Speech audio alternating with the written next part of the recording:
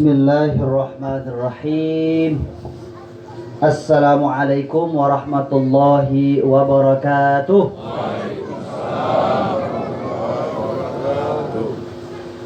Alhamdulillah. Alhamdulillahilladzi khalaqal mauta wal hayata liyabluwakum ayyukum ahsanu amala wa huwal azizul ghafur. Asyhadu an la ilaha illallah wahdahu la syarika lah wa asyhadu anna Muhammadan abduhu wa rasuluh. Allahumma salli wa sallim wa barik ala sayyidina Muhammadin salatan tunjina biha min zulumatil wahmi wa tukrimuna biha binuril fahmi wa tuwaddihu lana ma ushkila hatta yufham. Innahu Allahu ya'lamu wa la na'lam innahu 'allamul ghuyub. Wa ala alihi wa ashabihi haqqa qadrihi wa miqdarihi al-'azim. Amma ba'du. قال الله تعالى في كتابه الكريم أعوذ بالله من الشيطان الرجيم بسم الله الرحمن الرحيم كل نفس ذائقة الموت وإنما توفون أجوركم يوم القيامة فمن زهزه عن النار وأدخل الجنة فقد فاز وما الحياة الدنيا إلا متاع الغرور صدق الله العظيم. وقال النبي صلى الله عليه وسلم كفى بالموت وعيظا. وقال أيضا أيها الناس إن لكم معالم فانتهوا إلى معالمكم وإن لكم نهاية فانتهوا إلى نهايتكم فإن العبد بين مخافتين بين أجل قد مضى لا يدري ما الله صانعا فيه وبين أجل قد بقي لا يدري ما الله قاض فيه فليأخذ العبد من نفسه لنفسه ومن دنياه لآخرته ومن الشبيبة قبل الحرم ومن حياة قبل موت فوالله نفس محمد بيده ما بعد الموت من مستعتب وما بعد الدنيا من دار إلا الجنة والنار صدق رسوله الحبيب الكريم ونحن على ذلك من الشاهدين والشاكرين آمين يا رب العالمين. Aku bilang rokok ini Pak. Nah, itu teman rokok. Yang kami muliakan para alim ulama, para kiai, yang kami muliakan segenap tokoh masyarakat, yang kami muliakan, yang kami hormati segenap pejabat beserta seluruh jajarannya, yang kami muliakan awan-anan kami, amainan kami, saudara-saudara kami yang insya Allah dirahmati Allah. Mohon maaf tidak bisa kami sebutkan namanya satu persatu. Mudah-mudahan tidak mengurangi ta'zim kami, tidak mengurangi hormat kami kepada Bapak Ibu sekalian yang dirahmati Allah. Alhamdulillahirabbil alamin. Kita ucapkan puji dan syukur kehadirat Allah Subhanahu wa taala. Alhamdulillahirabbil alamin. Mari kita bersyukur dengan sebenar-benarnya syukur kepada Allah Subhanahu wa taala. Ibu-ibu khususnya, bapak-bapak juga khususnya, semua kita khususnya, bagaimana cara kita bersyukur kepada Allah Subhanahu wa taala? Tentunya kita merujuk kepada ulama. Ibnu Mas'ud mengajarkan kepada kita tentang 3 cara bersyukur. Yang pertama, tasdiqun fil qalbi bi ni'matillah.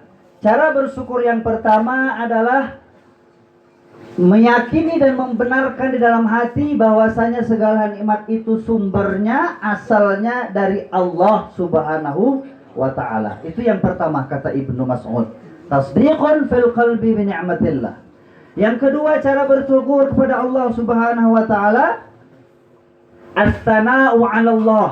Mengucapkan ucapan dengan lisan kita pujian kepada Allah, rasa terima kasih kepada Allah dengan mengucapkan alhamdulillahi rabbil alamin. Itu yang kedua.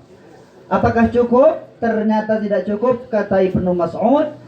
Cara bersyukur yang ketiga agar sempurna syukur kita adalah surfu dzalika limardatihi atau surfu dzalika fi mardatihi. Artinya menggunakan segala nikmat yang diberikan Allah untuk mencari ridho Allah, Menggunakan segala nikmat yang diberikan Allah untuk mencari restu Allah. Menggunakan yang diberikan oleh Allah untuk sesuatu yang disukai oleh Allah. Kalau cara kita bersyukur sudah 3 itu, insya Allah begitulah cara bersyukur yang diajarkan oleh ulama kita, oleh Ibnu Mas'ud. Hati kita membenarkan, mulut kita mengucapkan, anggota tubuh kita membuktikan bahwasanya semua ini adalah milik Allah. Kepada Allah kita berterima kasih dan kita gunakan untuk hal yang memang diridhoi oleh Allah Subhanahu wa taala. Mudah-mudahan Allah Subhanahu wa taala menambah segala nikmat kepada kita karena kita telah bersyukur kepada Allah Subhanahu wa taala. Amin ya rabbal alamin. Salawat dan salam kita persembahkan ke pangkuan kita, ke pangkuan Nabi kita, junjungan kita Nabi Muhammad sallallahu alaihi wasallam. Seorang manusia mulia, seorang manusia yang terpilih, seorang manusia yang diakui oleh seluruh makhluk hidup, diakui oleh seluruh manusia, baik yang beragama Islam maupun yang agamanya di luar Islam. Semuanya mengakui bahwasanya Nabi Muhammad ini adalah manusia terbaik yang harus kita kenal, yang harus kita cintai, yang harus kita contoh, yang harus kita teladani. Segala hal yang ada dalam diri Nabi merupakan sesuatu yang sangat spesial. Bapak-bapak, ibu-ibu yang kami hormati, salah satu pertanyaan, apa enaknya tinggal di surga? Apa indahnya tinggal di surga? Salah satu jawabannya adalah di dalam surga ada Rasulullah sallallahu alaihi wasallam. Siapa yang tidak ingin masuk surga, berarti dia tidak ada kecintaan kepada Rasulullah sallallahu alaihi wasallam. Maka tidak usah kita panjang lebar menjelaskan seperti apa surga itu. Yang pasti surga itu indah karena di dalamnya ada kekasih Allah, Nabi kita Muhammad sallallahu alaihi wasallam. Hana kati kampung te terkadang indah kampung teni karena arasi kita cintai atan kampung ta, yaitu mungkin inente atan kampung ni, sehingga kita senang atan kampung ni. Ara cuma gara ulak kampung ni karena inepe ngulak ke Tuhan. Jadi ketika kita merasa bahagia tinggal di rumah karena di situ ada ibu kandung kita, ada bapak kandung kita, bagaimana ketika kita tinggal di surga? Di situ ada Rasulullah sallallahu alaihi wasallam.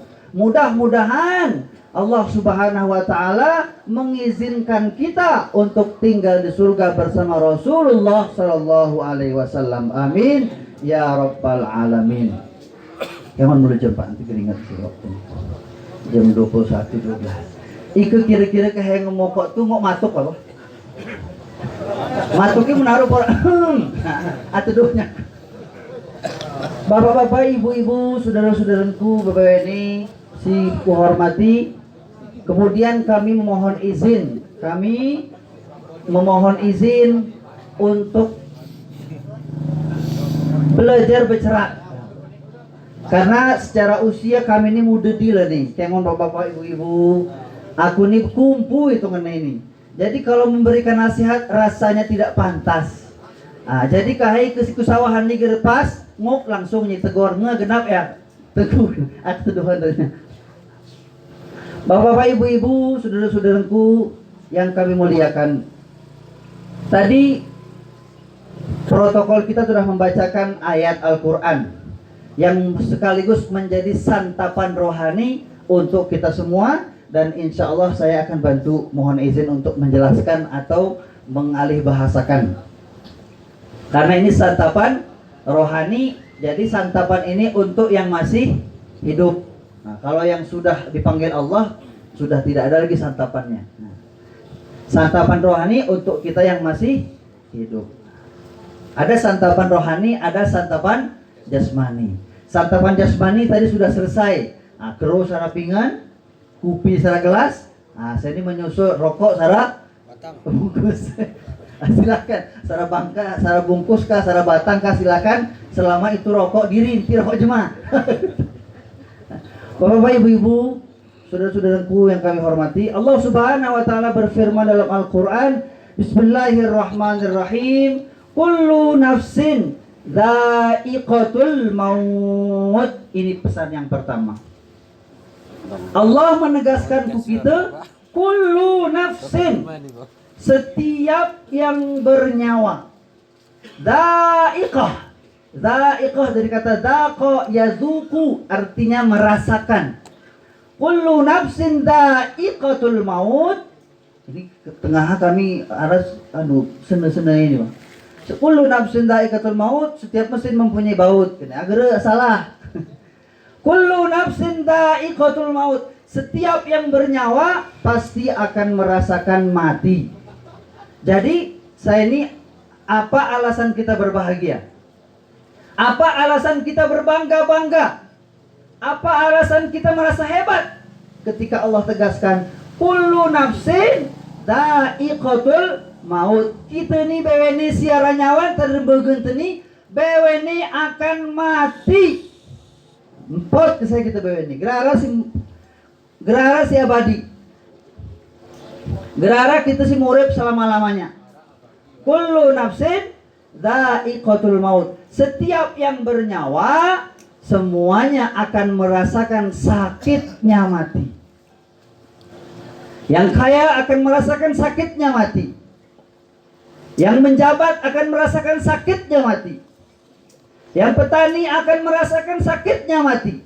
Yang nelayan akan merasakan sakitnya mati. Yang pedagang akan merasakan sakitnya mati. Tidak ada yang tidak merasakan sakitnya mati. Kullu nafsin dha'iqatul maut. Maka saat ini tidak ada satupun alasan kita untuk berbangga. Karena apa? Semuanya akan merasakan sakitnya kematian. Bahkan Allah tidak tegaskan kapan. Mungkin kalau Allah tegaskan, oh si fulan matinya umurnya 100 tahun. Oh si fulan akan mati umur 40 tahun. Kadang mau kita berbangga, wah aku mau kuatkan. Kami si maleni waktu kamal sawah. Nah, masalahnya tidak diberitahu kapan kematian itu akan datang. Bisa jadi si tua mulu si muda puran, atau si muda puran si tua mulu. Betul ya Pak? Salah kan? Bisa jadi si tua mulu si muda puran, atau si muda puran si tua mulu. Salah gue Pak.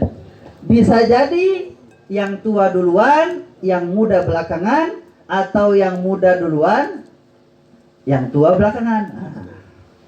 Yang terpenting bukanlah kapan kita meninggal. Si terpenting bukan si tua mulu atau si muda mulu. Si paling penting adalah apa yang akan kita persiapkan untuk kita menghadapi kematian. Yang pasti nasihat pertama yang harus kita ketahui adalah kullu nafsin dha'iqatul maut. Setiap yang bernyawa di antara kita pasti akan merasakan pedihnya kematian. Rasulullah, kekasih Allah, merasakan sangat pedih rasanya kematian itu. Rasulullah Muhammad SAW mengeluh bahwasanya begitu pedih ketika sakaratul maut. Sampai-sampai Nabi kita Muhammad SAW berdoa kepada Allah, ya Allah, limpahkanlah rasa sakit kematian kepadaku, sehingga nanti umatku tidak merasakan rasa sakit itu lagi. Seperti itu cintanya Rasulullah SAW kepada kita. Hadirin rahimakumullah. Jadi kita ini turah bahagia atau turah sedih dengan kematian. Jadi siapa orang yang berbahagia dengan kematian, siapa orang yang bersedih dengan kematian, itu tergantung dengan orangnya. Seorang muslim yang sejati, seorang muslim yang baik, apakah dia harus sedih dengan kematian ataukah dia harus bahagia dengan kematian? Nah, ini pertanyaan yang harus kita jawab sama-sama. Seorang muslim, seorang mukmin, seharusnya dia harus berbahagia dengan kematian atau bersedih dengan kematian? Nah, ini kita jawab. Kalau dilihat redaksi ayat Al-Quran yang tadi, wa innama tuwaffawna ujurakum, Yaumal qiyamah, kata Allah. Setelah Allah mengatakan setiap orang akan merasakan mati, Allah katakan wa innama tuwaffawna, bahwasanya benar-benar akan diberikan secara tunai ujurakum, balasan pahalamu, kepada saya. Yaumal qiyamah, pada hari kiamat. Salah satu tafsir hari kiamat ini adalah kematian. Jadi cuma seorang pegawai, kapan waktu yang sangat ditunggu-tunggu? Ketika mendapatkan upah, ketika mendapatkan gaji. Kepada saya, kita mendapatkan gaji, upah, balasan, ajrun dari Allah ketika kita mati. Jadi seharusnya seorang mukmin berbahagia mati. Kenapa dia berbahagia ketika dia meninggal dunia? Kenapa dia berbahagia ketika dia wafat? Karena ketika itu Allah memberikan secara tunai, wafauna ujurakum, katanya. Diberikan pahala-pahala sholatmu, diberikan pahala-pahala puasamu, diberikan pahala-pahala sedekahmu ketika kita meninggal dunia. Maka seorang mukmin ketika meninggal dunia, dia berbahagia. Kenapa? Karena dia mendapatkan pahala dari ibadah-ibadahnya. Jadi kenapa ada orang yang bersedih dengan kematian? Karena tidak cukup amal ibadahnya. Karena terlalu banyak dosanya. Belum selesai urusan dengan ibunya, belum selesai urusan dengan tetangganya, belum selesai urusan dengan rakyatnya, belum selesai urusan dengan manusia yang ada di sekelilingnya, sehingga dia sedih ketika dia meninggal dunia. Tapi seorang mukmin seharusnya dia berbahagia ketika dia meninggal dunia. Karena apa? Kita menikmati pahala kita. Nabi kita bersumpah. Tadi kami bacakan sebuah hadis riwayat Imam Tirmizi yang panjang tadi. Nabi kita Muhammad mengatakan kepada kaumnya, kepada para sahabat saat itu, ayuhan nas innalakum ma'alim, panjang sekali. Fantahu ila ma'alikum, sampai selesai. Tapi Nabi bersumpah di situ. Nabi bersumpah, demi zat yang nyawaku ada di tangannya. Kata Nabi kita, wallahi nafsu Muhammadin biyadih. Aku bersumpah, kata Nabi kita Muhammad, demi zat, demi Allah yang tak nyawaku ada di tangannya, ma ba'dal mauti min mustaqtabin. Setelah mati tidak ada lagi capek lelah. Ma ba'dal mauti min mustaqtabin. Jadi lawan katanya apa? Qoblal mauti kulluhu mustaqtabin. Sebelum kematian datang, kita hidup di dunia yang ada mustaqtab. Lelah, capek, hek gitu. Sakit macam-macam. Sakit awak, sakit kolesterol, asam urat. Apalagi usia sudah senja, setiap cerita, awakku ni bisa pedih. Ngebeluh awakku ni, takku sih belum nawakan. Sudah pergi pinggang saya, kan dia terjemahan. Awak ngebeluh. Kencing sudah manis, mata sudah sapur. Apalagi? Banyak penyakit-penyakit, lelah kita memikirkan anak yang belum selesai sekolah, memikirkan cucu yang belum hafal Al-Quran, memikirkan anak yang belum lulus PNS, macam-macam, capek, mustaqtab. Tetapi kata Nabi kita, ma ba'dal mauti min mustaqtabin. Setelah mati datang, tidak ada lagi capek. Gerarane ibadah gerarane semiyang, gerarane puasa, gerarane haji, gerarane sedekah, gerarane istirahat, tidak capek. Ketika kita diberitahu tidak ada lagi capek, seharusnya senang atau sedih? Senang ya. Senang gitu seharusnya. Ma ba'dal mauti min mustaqtabin, kata Nabi. Tidak ada lelah lagi setelah kita mati. Jadi ini kabar berita. Jadi kenapa orang sedih ketika dia bertemu dengan kematian? Karena tadi masalah pengetahuan. Padahal Allah memberitahukan, wa innama tuwaffawna ujurakum yaumal qiyamah. Allah tegaskan lagi di akhir ayat, wa mal hayatud dunya illa mata'ul ghurur. Ini sama Tuhan. Wa mal hayatud dunya. Allah tidak mengatakan wal hayatud dunya, tidak. Menggunakan wa mal hayatud dunya. Artinya apa? Tidaklah lebih dunia itu hanya. Jika hanya ini berarti betul-betul remeh. Itu betul ya, Pak? Halo ya, hana ya, garah pe kuning. Jadi Wa mal hayatud dunya, kata Allah. Dan dunia itu hanyalah mataul ghurur, perhiasan yang sifatnya sementara, menipu. Jadi apa alasan kita betah di dunia kalau dunia ini hanya tipuan semata? Dunia itu hanya la'bun walahun, katanya, tempat berpermainan sementara. Jadi ketika kita meninggalkan dunia, berarti kita pindah ke tempat lain yang disebut dengan akhirat. Maka tadi ditegaskan oleh Nabi kita tadi, setelah Nabi katakan, wa ma ba'dal mauti min mustaqtabin, wa ma ba'dad dunya min darin illal jannah wan nar. Tetapi Allah begitu besar rahmatnya, setelah Allah ciptakan dunia, setelah Allah keluarkan kita dari dunia, Allah sediakan dua tempat. Hanya dua tempat. Yang pertama, illal jannah, hanya ada surga, wan nar, dan neraka. Jadi tidak usah khawatir, neraka itu ada. Nah, jadi yang sekarang selama hidup di dunia sibuk mengumpulkan dosa, tidak usah khawatir, karena nanti ada neraka. Jadi tidak usah bersedih, saya banyak dosa, nanti di akhirat seperti apa? Allah ciptakan neraka. Gitu ya, Pak. Jadi nggak perlu bersedih. Karena ada mungkin orang yang sudah banyak dosanya, dosa kepada tetangga, dosa kepada bapak, dosa kepada ibu, dosa kepada rakyat dan sebagainya. Khawatir, nanti saya setelah meninggal jadi apa? Allah siapkan al-jannah wan nar. Allah siapkan surga dan Allah siapkan neraka. Silakan pilih.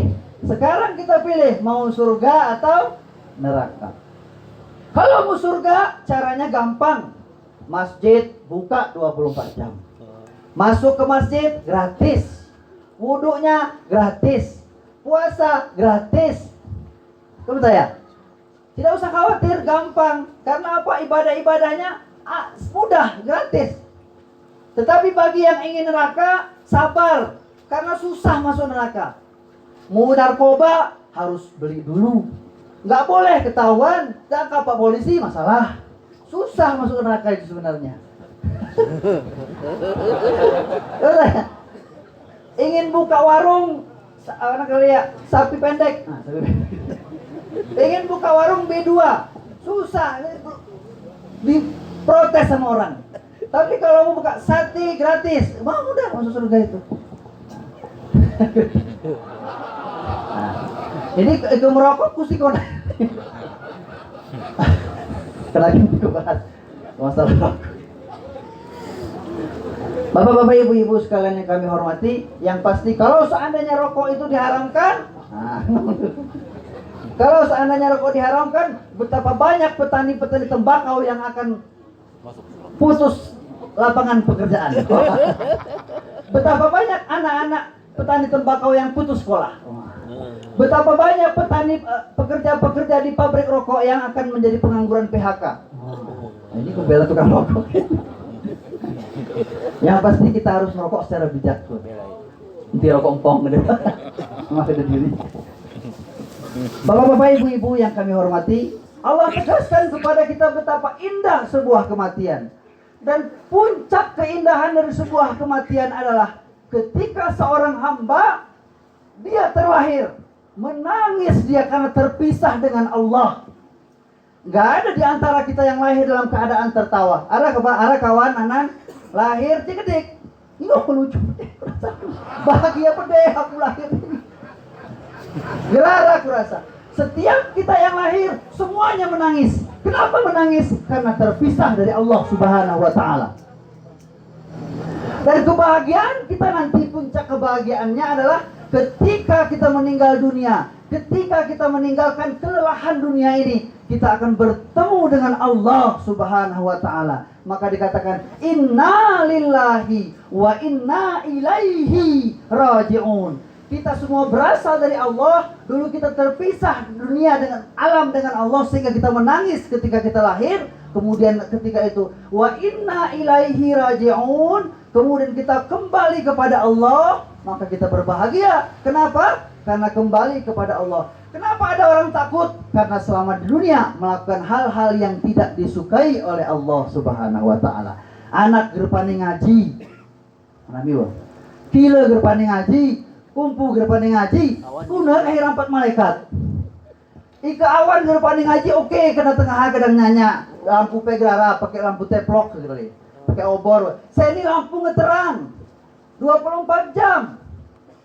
Apa alasan kita ketika anak tidak bisa ngaji? Apa alasan kita ketika cucu tidak bisa ngaji? Kita lihat saudara-saudara kita di Palestina, lihat saudara-saudara kita di Libya, lihat saudara kita di Yaman saat ini. Konflik, masjid dibom. Ada ke masjid kita dibom, Pak?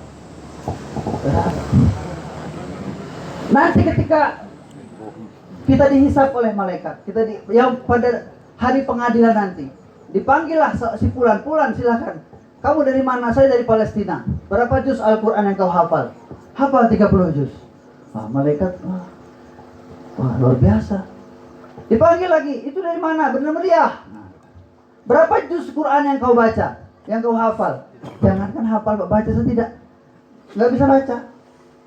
Jangankan hafal. Punya rampat di malaikat kayak gitu. Ketika dunia kita tinggal di tempat yang aman, yang tentram, yang subur, tidak konflik, tidak ada bom, tidak ada roket, tapi baca Quran tidak bisa. Kumpu nagar pada baca Quran. Bahkan kebanggaan kita pun aneh. Bangga cucu saya bisa bahasa Inggris. Dia berkata kepada awannya, "Have you eaten? Have you eaten my grandfather?" Dia bangga anaknya bisa bahasa Inggris. Seharusnya yang terjadi ku awan anan tetengah itu bahagia pada aku sedunia. Anakku ngahafal Al-Fatihah. Ini bahagia pada aku sedunia. Anakku ini ngomong hafal surat Al-Ahab. Awan hafal Al-Ahab, aku hafal tapi hafal bahagia pada aku. Jadi setelah saat ini apa yang membuat kita bahagia? Terkadang salah. Yang membuat dia anakku ngepani komputer. Apa bangganya orang bisa komputer? Yang harus dibanggakan, anak saya hafal 30 juz, itu dibanggakan. Anak saya hafal surat Al-Lahab, anak saya hafal surat Al-Kautsar, anak saya hafal juz 30, itu yang kita banggakan. Karena itu yang nanti akan kita bawa. Maka hadirin rahimakumullah, gerasi matuk ya Pak. Ini salah ayat. Bapak-bapak, ibu-ibu yang kami hormati, itu tadi ayat yang dibacakan oleh protokol tentang kematian. Yang pasti di ayat itu dikatakan tidak ada redaksi yang membuat kita harus bersedih. Karena cuma begaji mungkin kesedih. Kenakin timur begaji, kenakin timur tanggal 30, kenakin tanggal 5 dinnya. Dari kalimatnya roji'un, artinya kembali. Para perantau, ketika dia merantau ke Jakarta, dia merantau ke Surabaya, dia merantau ke Malaysia, apa yang kebahagiaannya? Apakah ketika merantau dia bahagia? Tidak, Bapak Ibu. Tidak ada yang berbahagia di perantauan. Momen paling dibahagiakannya adalah ketika dia kembali. Ketika dia pulang kampung, dia bahagia karena apa? Dia bertemu dengan orang-orang yang dicintainya. Maka seorang mukmin, seorang muslim, ketika dia meninggal dunia, dia bertemu dengan Allah, dia bertemu dengan Muhammad SAW. Maka apa alasan untuk tidak berbahagia? Hadirin rahimakumullah, maka tadi kalau kita baca surat Al-Baqarah,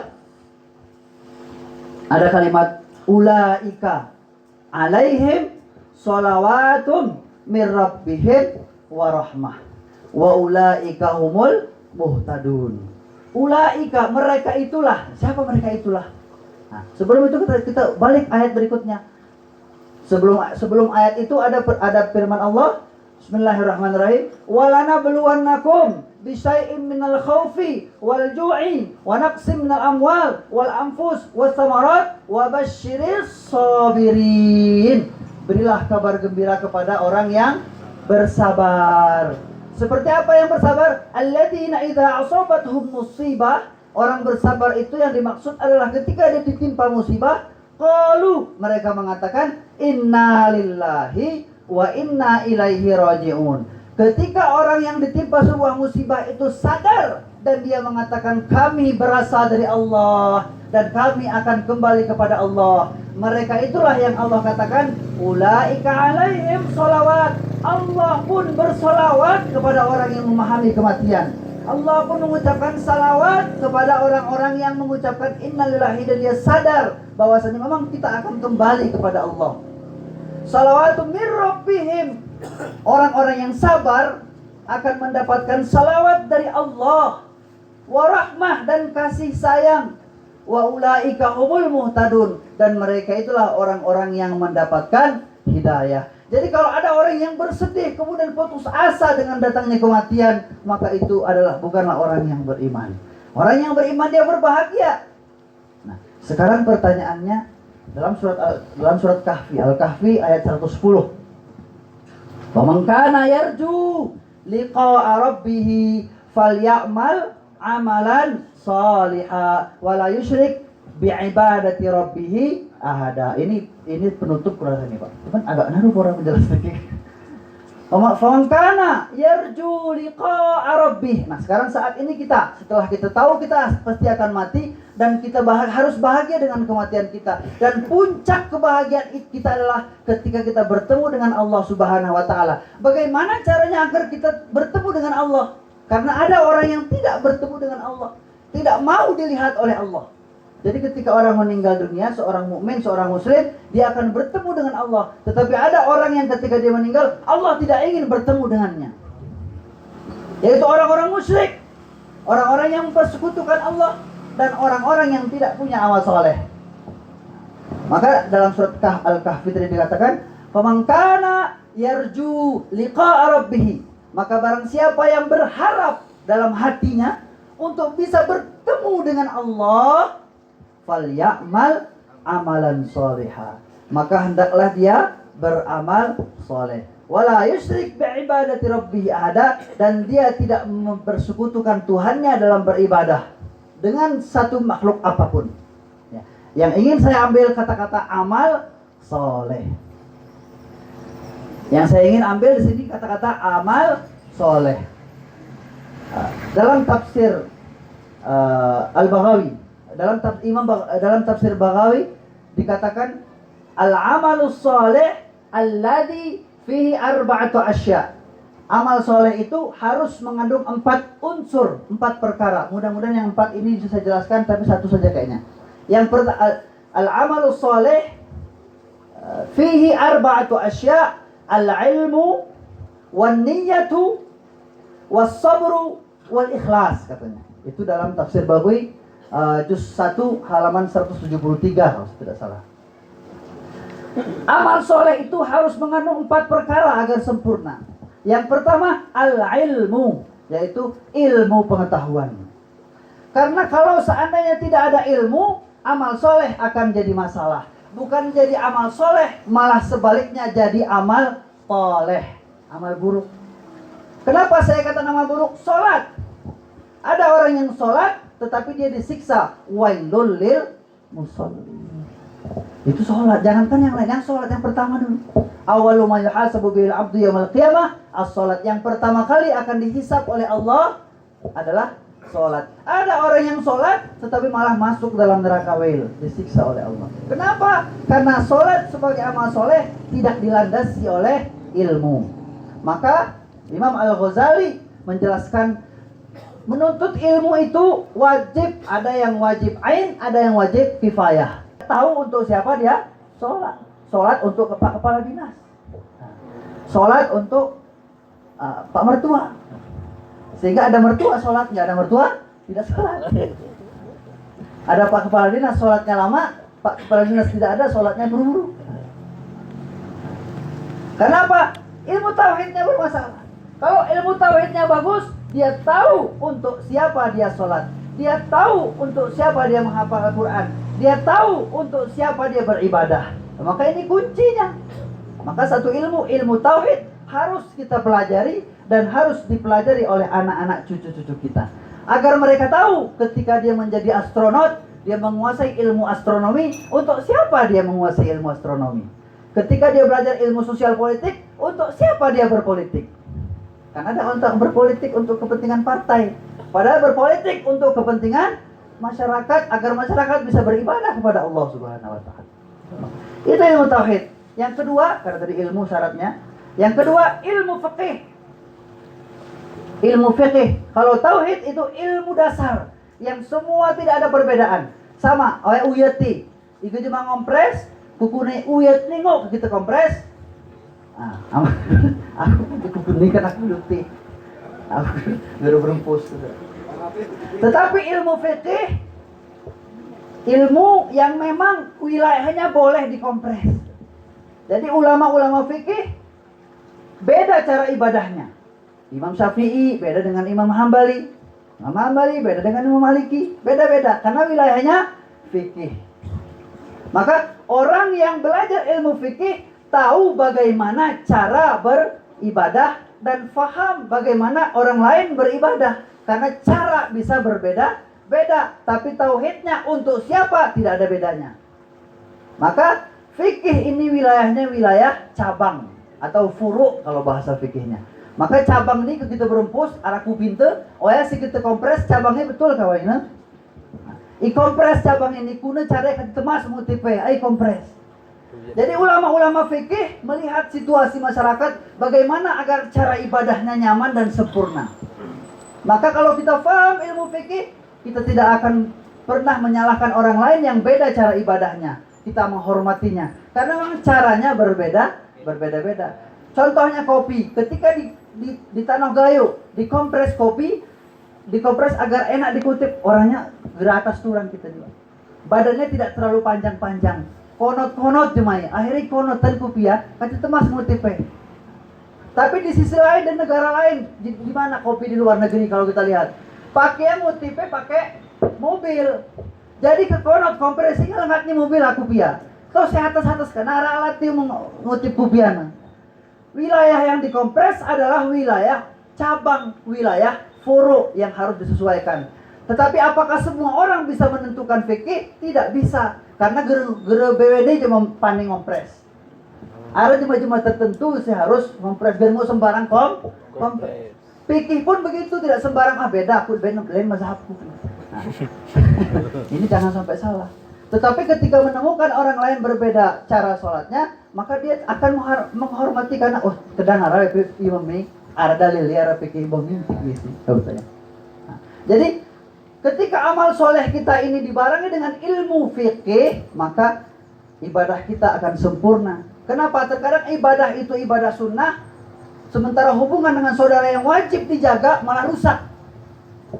Jadi kegagalan fikih adalah ketika yang wajib disunahkan, yang sunnah diwajibkan, yang halal diharamkan, yang haram dihalalkan, yang seharusnya toleransi malah ribut, yang seharusnya tidak toleransi malah toleransi. Urung-urung semiang kiro, urung-urung semiang ngasih semiang nguger kiro. Meributkan masalah taraweh, masalah rakaat taraweh, sementara sikir taraweh apapun. Meributkan sesama NU Muhammadiyah, sementara orang misionaris. Kalau kita pergi ke daerah Jogja, Pak, kalau kita pergi ke daerah Jogja, ada di situ namanya Oblat Maria Immaculata. Kami sudah pulang dari situ karena jurusan kami Usuluddin Perbandingan Agama. Di Oblat Maria Immaculata itu dipelajari filsafat Islam, dipelajari ilmu fikih, dipelajari ilmu tauhid. Padahal mereka misionaris. Tujuannya apa? Sementara kita sibuk anak-anak kumpul gerenah belajar tauhid, gerenah belajar fikih, gerenah belajar bahasa Islam. Apa yang dipelajari? Bahasa Inggris, bahasa Mandarin. Sedih sebenarnya, Pak. Sedih kita kudan akan jadi apa nanti kita di masa depan. Maka agar sempurna ibadah kita, kita harus tahu juga bagaimana cara beribadah yang sempurna. Maka di lingkungan kita, khususnya di daerah Aceh, banyak sekali mazhab Syafi'i, bagaimana cara beribadah. Itu harus kita ikuti, harus kita tekuni, kita pelajari agar sempurna ibadah kita. Mana batas wudu, bagaimana cara tayamum dan sebagainya. Satu lagi tadi ilmu, syarat ilmu. Agar sempurna ibadah kita, maka kita harus tahu ilmu tasawuf atau ilmu akhlak. Karena orang yang paham ilmu tasawuf, dia akan tahu nikmatnya sholat. Orang yang belajar ilmu tasawuf, dia akan tahu nikmatnya sedekah. Orang yang belajar ilmu tasawuf akan tahu nikmatnya puasa. Dan orang yang belajar ilmu tasawuf akan terpancar dari dirinya akhlak orang yang sholat. Karena ada orang yang sholat tapi akhlaknya tidak sholat. Kan? Ketika sholat Allahumma sholli ala Allah, beribadah ya Allah, Allahumma aj'al khair ayyamina yawma nalqaka wa anta radin anna. Ketika sholat iyyaka na'budu wa iyyaka nasta'in, tetapi di luar sholat iyyaka na'dukun wa iyyaka nasgunung. Kudukun tiroy, ku gunung tiroy. Karena apa? Tidak terpancar akhlak orang yang beribadah. Maka kesimpulannya bagaimana agar ibadah kita sempurna? Orang yang benar ilmu tauhidnya, dia tahu untuk siapa dia beribadah. Orang yang benar ilmu fikihnya, dia tahu bagaimana cara beribadah yang sempurna. Orang yang tahu ilmu tasawuf akan menikmati betapa nyaman beribadah dan akan termotivasi ketika melihat orang lain yang sholat, terpancar ketentraman dalam dirinya, terlihat ketentraman dalam wajahnya, terlihat akhlaknya berubah. Berbeda akhlak orang yang berpuasa dengan akhlak orang yang tidak puasa. Berbeda perilaku orang yang sholat dengan orang yang tidak sholat. Kenapa sekarang ada orang yang sholat tapi perilakunya bejat? Kenapa? Karena sholatnya tidak didasari oleh 3 ilmu yang tadi. Jadi tugas kita adalah wa man kana yarju liqa rabbih. Barang siapa yang ingin bertemu dengan Allah ketika dia meninggal dunia nanti, falyamal amalan solehah. Bukan asal amal-amal soleh, tetapi harus dilandasi oleh ilmu. Masih ada 3 lagi, Pak. Benar kamu buat itu. Jadi maka kesimpulan deh. Maka kesimpulannya nanti sisanya kita bahas di lain waktu. Yang penting ilmu tadi dulu. Ilmu. Jadi setiap ibadah kita harus dilandasi oleh ilmu. Minimal 3 tadi. Ilmu tauhid, ilmu fikih, ilmu tasawuf. Dengan tauhid tahu untuk siapa kita ibadah, dengan fikih kita tahu cara ibadah, dengan tasawuf kita tahu nikmatnya beribadah. Maka yang menikmati merokok dia tasawuf rokoknya bagus itu. Karena dia tahu nikmatnya. Ada yang mengatakan dan tasawuf ini tidak bisa dipelajari, harus dipraktekkan. Maka kalau tahu bagaimana saudara-saudara jamaah tabligh menikmati khuruj beribadah, tak bisa dijelaskan, Pak. Hanya bisa dirasakan. Maka tertangkuh begini gitu. Kamu tahu ya? Saya merokok pengen pakai cara ya. Ini merokok ini kita pasti uji belum kata nikmat. Ini susahnya Pak loh. Ada di temunuh jemaah. Nah, jadi dengan ilmu tasawuf dia tahu betapa indahnya beribadah, betapa nikmatnya sholat, betapa nikmatnya membaca Al-Quran, betapa nikmatnya beribadah. Maka amal soleh harus didasari dengan ilmu pengetahuan. Nah setelah itu ada niat, ada sabar, ada ikhlas dalam waktu yang lain.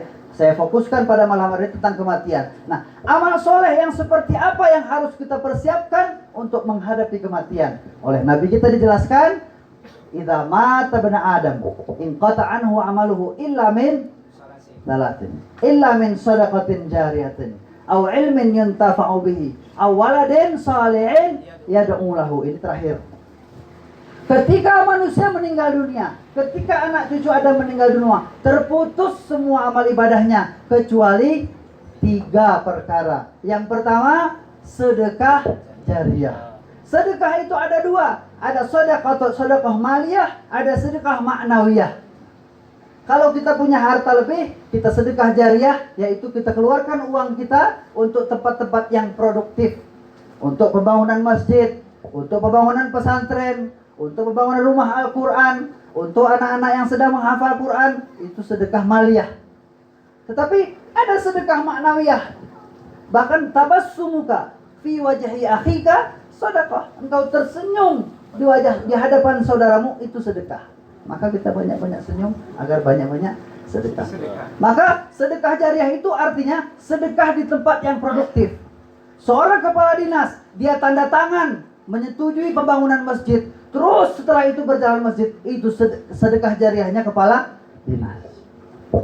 Sedekah jariyahnya anggota DPR, dia mewakili, dia mewakili aspirasi masyarakat untuk hal baik yang baik disampaikan di sidang parlemen, itu menjadi sedekah jariah. Yang tidak menjadi sedekah adalah ketika yang diwakili kesejahteraannya saja. Ini tidak jadi sedekah. Aku sudah maaf. Ini harus kesalahan, Pak. Ketika anggota DPR mewakili aspirasi masyarakat dalam hal kebaikan, maka itu akan jadi sedekah jariahnya. Itu kalah dengan satu masjid. Karena apa? Dia bisa menyampaikan aspirasi pembangunan masjid, rumah Al-Quran, tempat ibadah. Penghafal Quran diusulkan bagaimana digratiskan hafal Quran. Akhirnya itu jadi amal jariahnya dan itu lebih besar dari sedekah maliyah. Tapi dosanya pun ketika yang diwakili kesejahteraan masyarakatnya, sehingga saya cukup sejahtera, saya mewakili kesejahteraan masyarakat tidak usah lagi merasakan sejahtera. Nah ini dosa.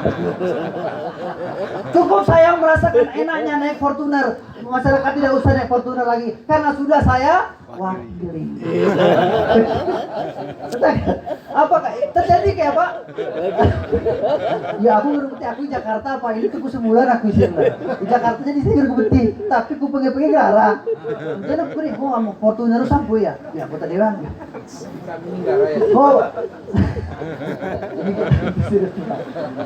Pajero sampo ya? Anggota dewan ya? Anggota dewan tapi ini gue mah. Mobil kijang zaman ya Pak Imam.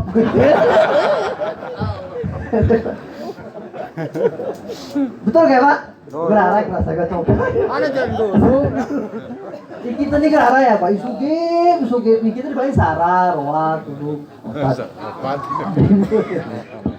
Jadi sedekah jariahnya anggota DPR adalah mewakili aspirasi masyarakat untuk hal yang positif. Ketika dia berkoar-koar, marah-marah, banting meja di anggota DPR ketika sidang parlemen, ketika itulah sedekah jariahnya. Akhirnya masjid jadi bagus, tempat wudhu jadi bersih, marbot digaji, imam digaji, Masya Allah. Nah, itu jadi amal jariahnya. Tetapi tadi kalau yang diwakili, itu mah kotokan di bagiannya lebih deh. Sedekah jariah. Yang kedua, ilmun yuntafa'u bihi. Nah, tadi masalah ilmu diulangi kedua ini, Pak. Ilmun yuntafa'u bihi. Ilmu yang dimanfaatkan. Berarti kalau berarti yang memanfaatkan orang lain. Maka anak kita setelah menguasai ilmu tauhid itu dasar, Pak. Ilmu tauhid, ilmu fikih, ilmu tauhid itu dasar.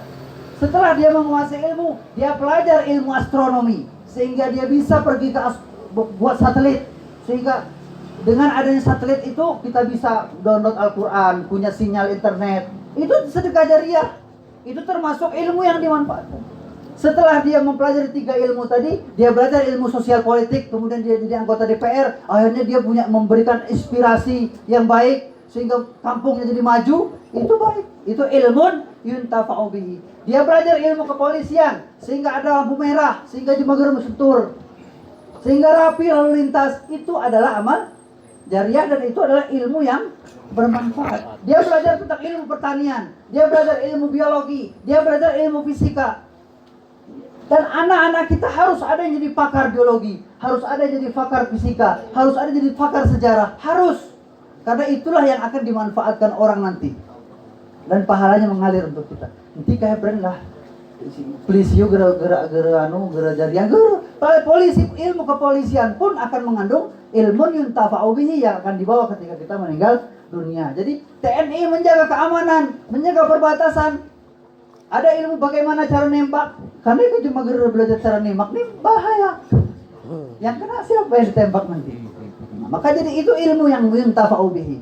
Dan yang terakhir, awaladin solehin yada'u lahu. Kalaulah yang pertama sedekah kurang, tidak ada sedekahnya, sedikit sedekahnya. Yang kedua juga ilmunya juga pas-pasan, minimal awaladin solehin yada'u lahu. Anak soleh yang mau mendoakannya. Sekarang kita tanya Pak, ya bagi yang orang tua kita sudah meninggal, empian ini selalu kita doakan bapak tuh. Ini beda-beda, beda-beda. Ada yang seingatnya, ada yang sebulan sekali, ada yang ketika tahlilan, ketika sama dia ingat 40 lo atau ingat hari ketiga, keempat, ketujuh, ke-8. Minggu pertama nangis, minggu kedua memulai beberakah, minggu ketiga meraih surat Numah, minggu keempat meraih surat Limpus. Kiro, ini terjadi.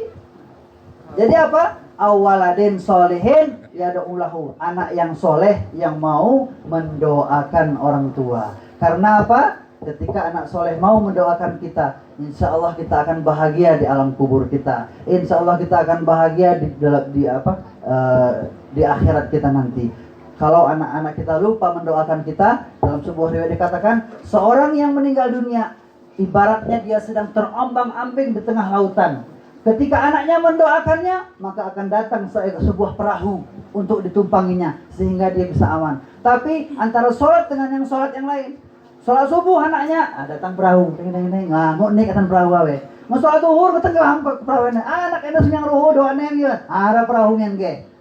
Sholat asar datang, ada perahu, diperbaharui terus doanya, minimal 5 waktu dalam satu hari. Tapi kadang semang subuh terlambat, semang ruhu keringat, semang asar di kantor, semang maghrib, itu ngurus yang sanumi. Baru sempat mendoakan dua orang tua. Maka bagi kita orang tua, ayo kita persiapkan anak-anak yang nanti akan mendoakan kita. Berbanggalah ketika anak kita hafal Quran. Berbanggalah ketika anak kita hafal Qul huwallahu ahad. Berbanggalah anak kita hafal surat-surat pendek. Tapi jangan puas. Tetap anak kita harus belajar ilmu astronomi, harus belajar ilmu biologi, harus belajar ilmu fisika, harus belajar ilmu politik. Karena itu nanti akan bermanfaat untuk orang, bermanfaat untuk masyarakat. Itu akan kita nikmati di alam kubur kita. Mudah-mudahan yang saya sampaikan ada manfaatnya. Mohon maaf kalau ada kesalahan. Ikara salah-salah ucapanku, kuamangku, kuinengku, kutiru maaf yang sebesar-besarnya. Kadang si gerem rokoknya tersinggung, mohon maaf. Lain waktu kita bahas ya. Bapak-bapak, para pejabat anggota DPR, mari sama-sama kita doakan. Mudah-mudahan beliau-beliau ini diberikan kesehatan lahir dan batin, sehingga bisa memperjuangkan aspirasi kita, sehingga masyarakat kita maju, desa kita maju, daerah kita maju. Dan nanti mudah-mudahan kalaulah beliau-beliau ini amanah, beliau dulu yang akan masuk surga. Amin ya rabbal alamin. Karena kayak melayu gitu, aku no saya, aku najunnya anakku mau aku. Terima kasih atas segala perhatian. Mohon maaf kesalahan. Wabillahi taufiq wal hidayah. Assalamualaikum warahmatullahi wabarakatuh. Waalaikumsalam warahmatullahi wabarakatuh.